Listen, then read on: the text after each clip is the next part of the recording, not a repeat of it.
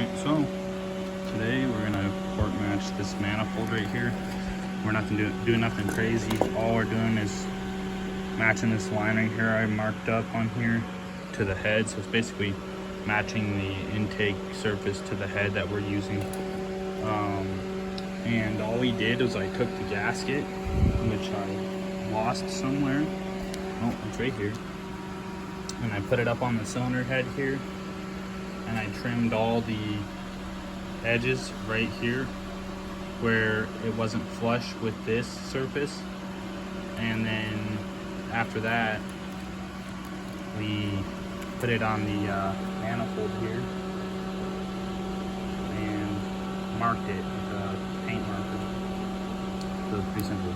Just throw that on there, get it all nice and even, mark it, get you a Dremel here with this little kind of bit or something. And there's all kinds of different grits. I'm just going to use this because it's what I have. And then we'll go ahead and Dremel that shit out. When I do it, I'm going to try to make it where, you know, all my shavings aren't falling down into the carb and making it harder for me to clean. We're just going to try to get it propped up in a good position somewhere, probably like this, down kind of in the angle. And then we'll go ahead and port that and try to match this same angle in these tunnels that are already here, you know. Alright, it's all set up now. I got a little bit of an angle, got some shit shoved out in here so we don't get it all inside there. And it literally does not take much. This shit is aluminum. It's just gonna get rid of this small little tiny bit. It's literally barely in. And that'll be it. We'll be good to go.